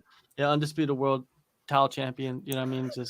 He just has Drake caught some heat from his colleagues on social media for his towel placement. He had posted a picture of himself getting into the shower, and his towel was tied up around under his arms. Maybe he likes the nip rubbing sensation. Who knows? Maybe that's and it's definitely probably warmer and more comfortable. It just speculates that his nips are probably extremely larger than regular nips. And you'd have to have a long ass towel too. Like, I feel like my downstairs hardware would be hanging out. That wasn't pictured. There it is. Send this man a trophy, a T-shirt, or something. He should have posted that on OnlyFans, made a couple dollars from it. Like, send him the golden towel for this saucy year. Boy. Yeah. Just the first photo. The second one doesn't matter. The first photo is the one right there. Yeah, I think that's. I wanted to do some more irreverent awards like this. But we don't have time, and it's Christmas has come and gone when I was in that kind of mood. When I was drunk. Not irreverent anymore. I'm in business mode now. It's 2022. We got some fights to get into. So Drake, you win that towel placement award. It wasn't much competition, but he still knocked it out of the park. And then he beat. Who else was a part of the towel awards? Who was that? Who was it at the weigh-ins this year? I forgot. But anyways, let's move on. Go ahead. Free to pound for pound rankings. Yeah, we'll get on that. That's an honorable mention for biggest disappointment of the year. One championship's vaunted pound for pound rankings, which never materialized, despite them making us all do our predictions like 3 times for them. There you go. All right, here's one's world champions. Who's going to be? You gotta Are we get the sticking- rankings up. You gotta get the Rankings. up. Okay. Yeah, but then they don't have the rankings for the bigger divisions. We'll get to them anyway. Yeah, we'll Yeah, get that's to that. so We'll odd. start with Why is straw that? weight. Strawweight. Here you go. Yeah. Joshua Pacio is the world champion in strawweight MMA. We're just gonna do MMA, right? Yeah. Okay. Because I don't know enough about kickboxing or Muay Thai to pretend I could make a prediction.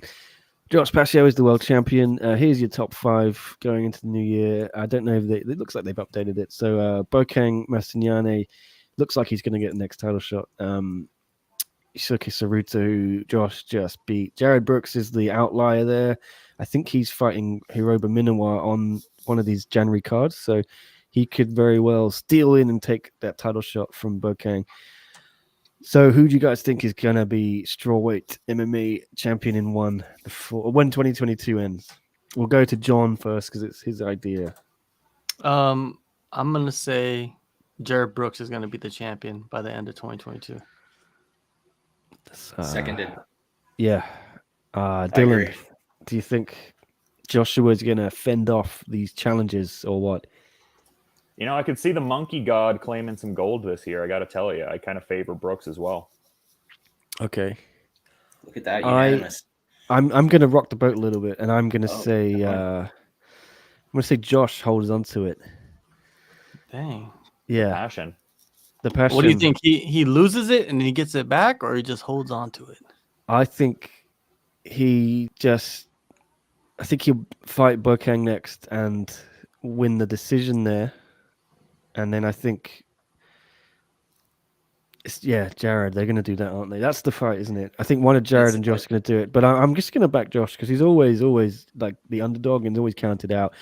And he's proved time and again he is probably the best fighter at Team Lakai, I think. And yeah, I'm going for Josh. Let's mix it up a little bit. All right. So there we go. Sorry, Prajan Chai and Same, but we're moving on to flyweight MMA.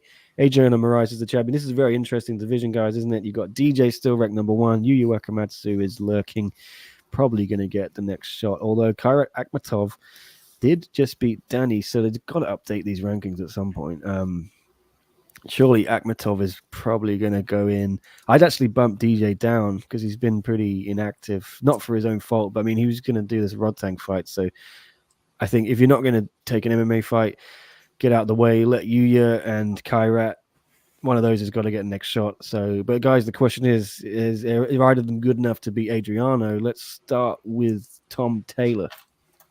I'm going to go Yuya-san, champ by the end of the year. Wow. I think he's gonna get the title shot next, and I think he's gonna win by knockout. Damn. All right, John. I'm gonna say Demetrius Johnson. That's a shock. All right. What do you think? Who's he gonna beat? Adriano. He's gonna beat whoever beats Adriano, or he's gonna rematch Adriano's and beat him. Okay. Yeah, you got to think if someone beats Adriano, DJ will get a title shot like instantly, eh? Yeah. All right. Sex God, Dylan. I don't know. It's interesting. It'd be interesting to see how things play out. I kind of favor DJ almost. Like if they want to do this Rod Tang fight, and then I don't know, I could see them setting up like say Wakamatsu, Moraes, and then maybe Johnson fights the winner of that. Okay, I'm just going to say Adriano again. I'm being a bit boring. I'm saying he's still the champ. What else is new? Yeah, what else is new? But I'm looking forward to all those fights. Some interesting combinations there in that top 5. But I'm saying keep an eye on Kairat Akhmatov. I think he's going to Yeah. beat some people next year too if they keep him active.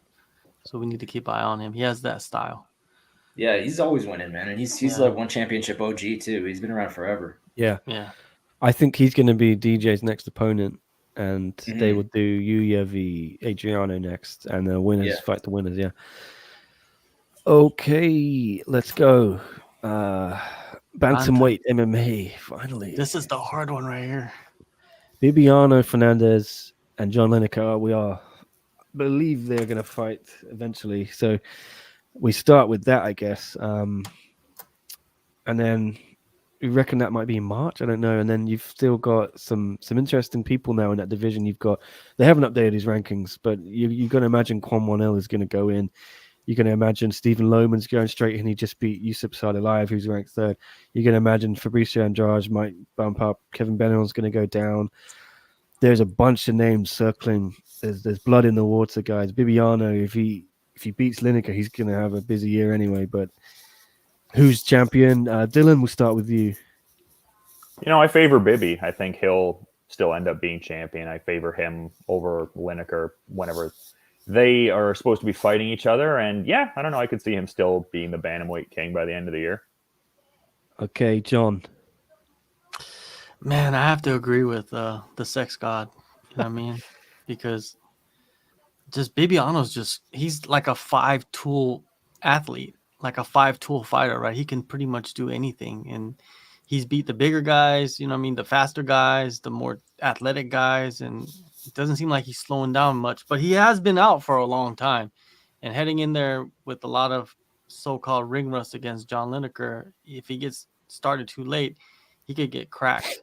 So I want to lean towards Bibby a lot, but if he's not the champion, John Lineker is. But I'm going to go with Bibby. Okay, and Tom Taylor.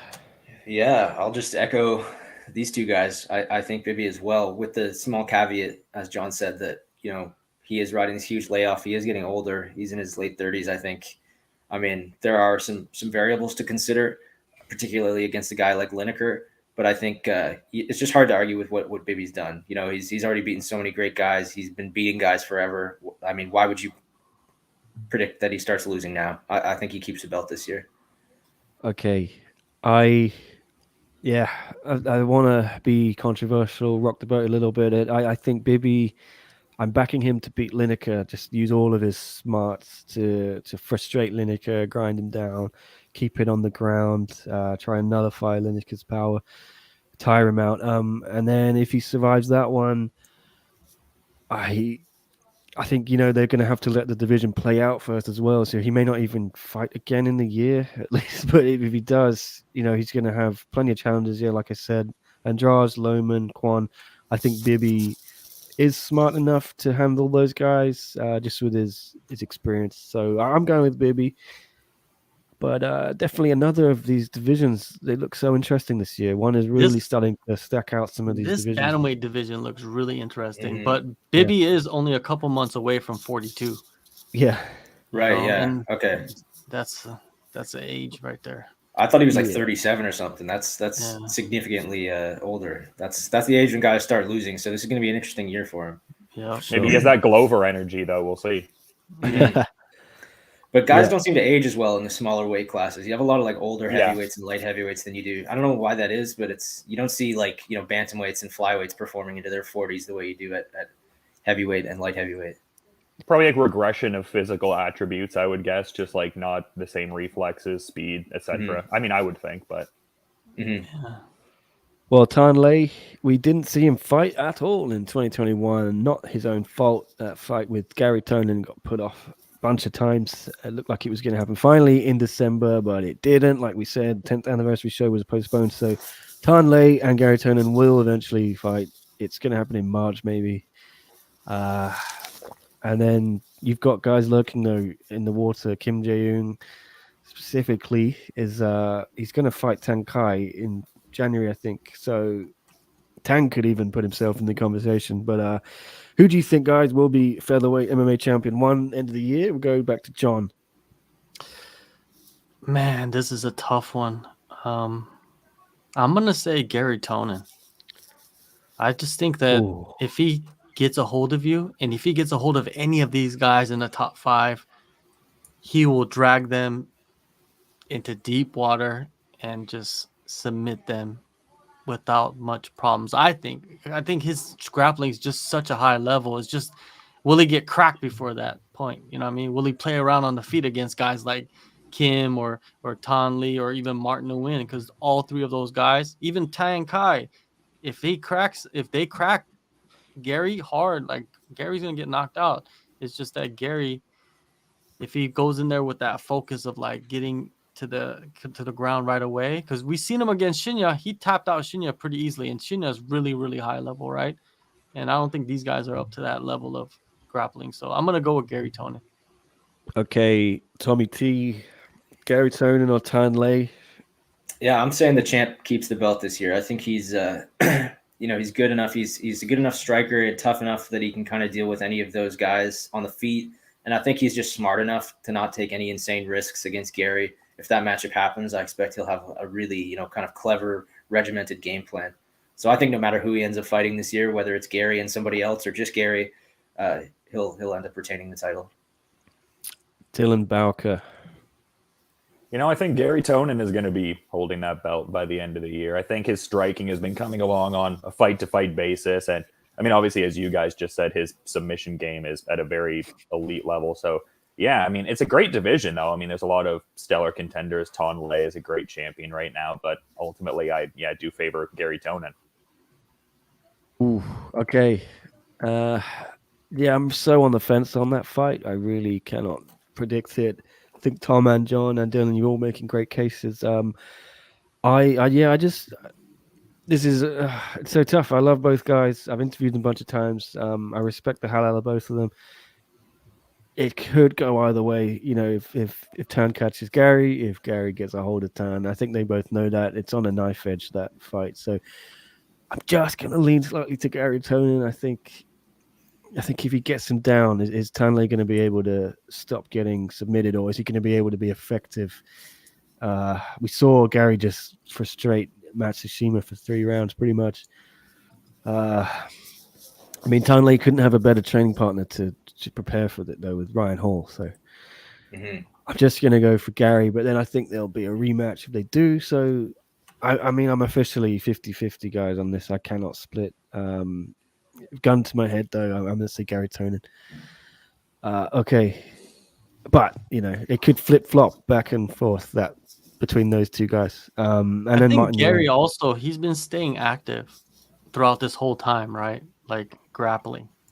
And I feel like that's just going to be, advantage for him. Tan Lei, he's had that injury. I think that's why they haven't fought, right? It's because Tan Lei's been injured the whole time with his hand. So it's going to be interesting to see what he can do when he comes back. Yeah, but don't count Tan Lei out. I think he thrives No. on being underdog and written off by everyone, and Of course he's going to have plenty of motivation, and he's a smart guy. Okay, that was a tough one. I don't think there's going to be a tougher call to make there, but lightweight, Korean. Well, as John said, it looks like they're doing that rematch with Christian Lee very soon. There's still plenty of players in that division. Dagi's just reinserted himself in the picture.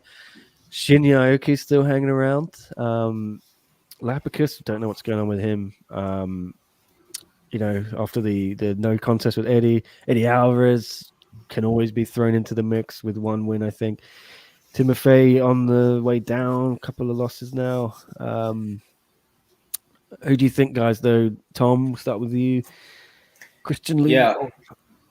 I'll go Christian Lee reclaiming the title this year. I scored the first fight for him. I thought he had the more decisive moments of the fight. Yeah. And I think, both of them are probably going to look a lot better in the rematch. I mean, there's no question that these two guys are both like world-class talents at this point. It's just a question of who makes the adjustments in the rematch. And I think Christian had a little more to offer in the first fight.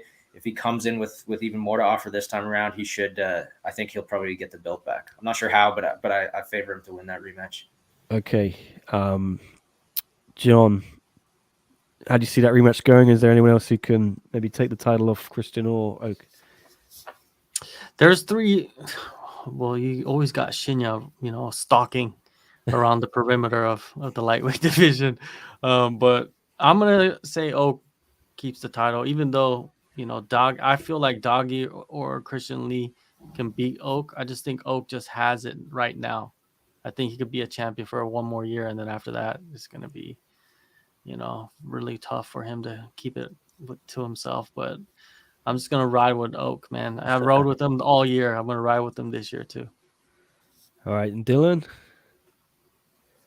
I think I'm going to say Christian Lee. I think they'll probably end up doing that rematch, and I could see him maybe marginally edging it out because, like we're all saying, Okra Yoon, I think definitely has solidified himself as a world-class talent there. And yeah, Shinya Aoki is an interesting player in the division, but I feel like on a matchmaking level, they're not really like having him trend towards a title shot, if that makes sense. Like it seems like a lot of his fights are like almost like novelty one-offs. Like he's pursuing the, Akiyama fight and stuff like that. And like he kind of fought James Nakashima, and like that's a great win, but it didn't really like vault him in the hierarchy necessarily. But yeah, Baka Survivor, always an interesting player, but ultimately I favor Christian Lee having that belt.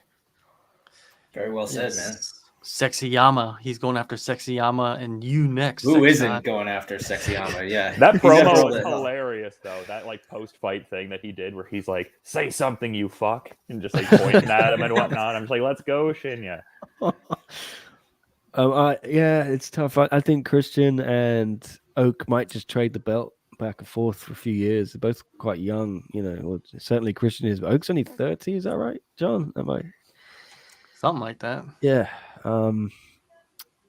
Yeah, I think Christian's gonna get it back in the rematch, but then I think they'll do a trilogy next year as well.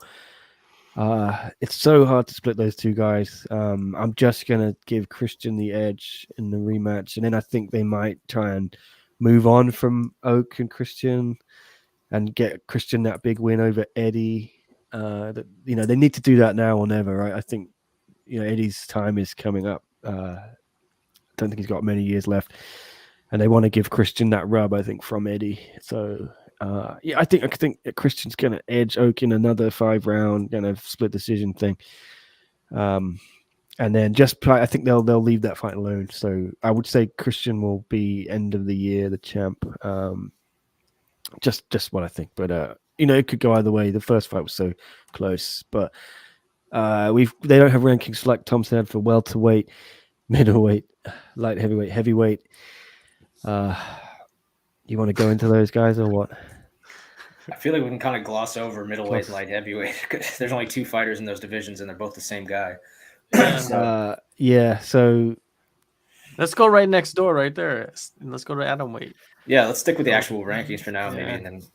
Yeah, we should talk about men's heavyweight, I guess, but switch pages when we need to switch pages. Anyway, Stamp, Fairtex, and Angela Lee are going to fight women's welterweight MMA. Who do you see being the champ, John? I'm going with Ham. Yeah. By the end of the year, she will be the champ. Let's go. Wowzers. Dylan. I'm gonna say that Stamp Fairtex will win the title and then drop it back to Angela Lee before the year ends. Wow. That is bold. Yeah. Tom. He's got the sequel all written out. Yeah, I'm going Angela. I think Stamp versus Angela is probably the best women's bout in one history, just in terms of like how they match up. This is just a fascinating fight to me, and it's such a great storyline of Stamp coming up and Angela coming back, and all the controversy that surrounded her pregnancy and potentially vacating the title and all this. There's just a lot of heat here and just so many interesting questions, but I do think Angela will find a way to win that fight. Beyond that, I'm not sure. I don't know how many times she'll fight this year, but I do think by year's end, she'll still be the champion. She's proven she can defend her belt. I think she'll keep doing it.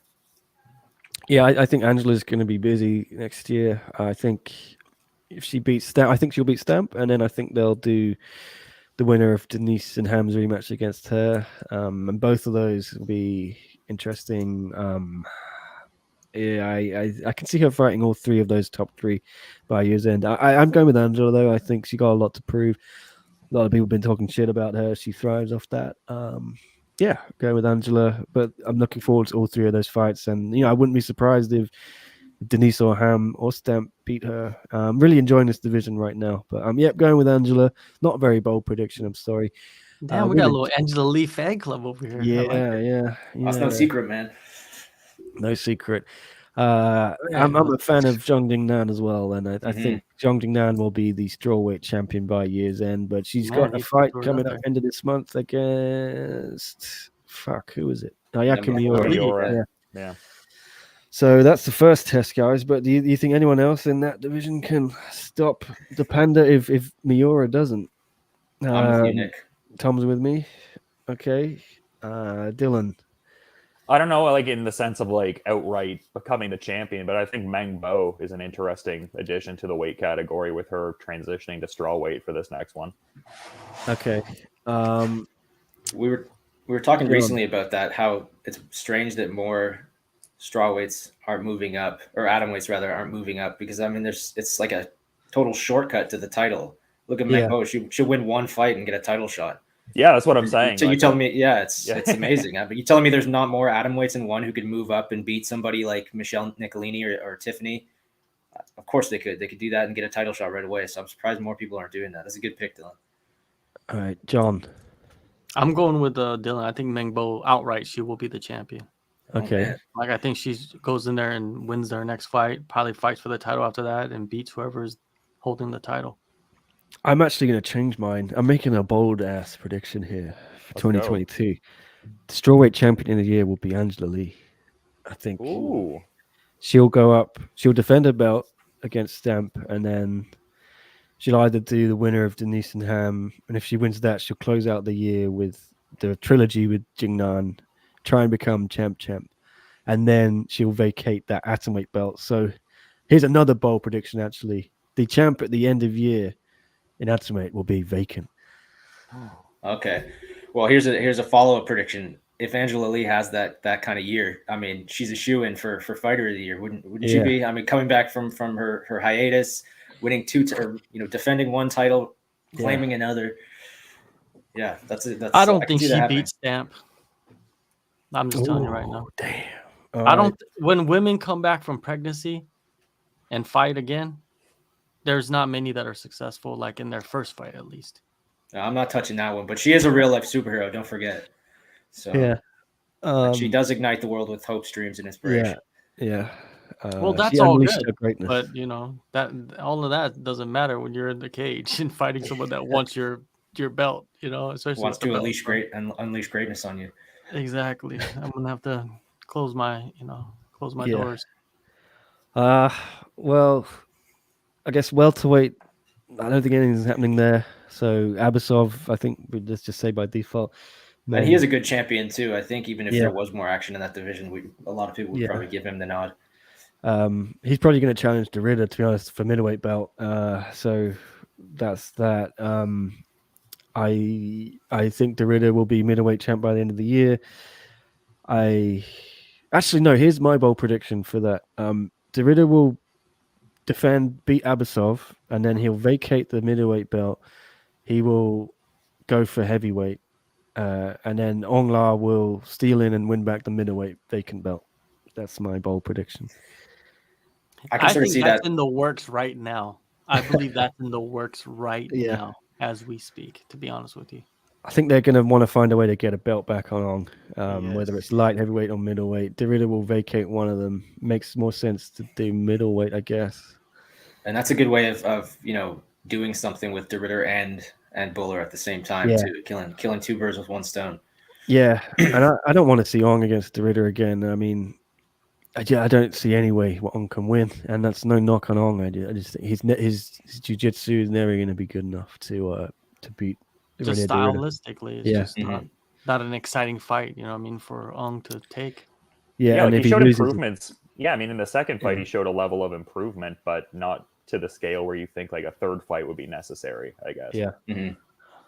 But that is my bold prediction. Ong La will have a belt again by the end of the year, but it won't come from beating Derrida for it. It will be vacated, and then he'll smash whoever else they put up against him. Good prediction. Yeah. Do you guys have any idea on that little mix? I mean, light heavyweight is weird as well, isn't it? Yeah, light heavyweight's just. I say Kang will be the light heavyweight champion next year. I say he drops down. That's the bold prediction. I like these bold predictions. Spice it up. I think there's a good chance that the light heavyweight champion by the end of the year will be somebody like Derrida, who's not even really native to that division. It's going to be somebody coming down or somebody going up, because it's like the strawweight division. For the women, there's a clear path to the title at light heavyweight. There's nobody there. You just walk in and fight one guy and get it. So I think probably Kang's a good guess. Dylan, any thoughts? That's an interesting point. I guess I never really thought of light heavyweight in that similar kind of sense. Like it's almost like an intersection between, say, if you're a bigger middleweight or if you're a more slender heavyweight, that could definitely lead to some interesting options. I don't know how interested I am. Like, I mean, the DeRitter-Buller fight was mentioned. Like, I don't know. That doesn't really get me that fired up. I guess like on the level of it's a champion fighting a champion, it's kind of cool, but I don't know. I don't feel like it'd be that compelling of a fight stylistically. Like, I don't know that DeRitter's style of takedowns would really work much against a guy like Arjan. Yeah, that could be a real stinker. I think you're right. Stink bomb. Yeah. I say that it doesn't matter who Arjun fights and defends the title against. I think Anatoly's going to be the champ in at heavyweight by the end of the year. I got Buchecha, man. Buchecha, champ. Heavyweight. Let's get into it. Buchecha, Tom says. Anatoly, says John. My favorite Buchecha. Buchecha, okay. Well, yeah. 2 for Buchecha. I'm gonna, just to be bold, I'm saying DeRitter does the 3-division, then he vacates his middleweight, and that's when Ong La slips in and takes it. Yeah. And Kong slips in and takes the light heavyweight belt, right? And then DeRitter a serious shuffle. And then DeRitter defends against Buchecha, right?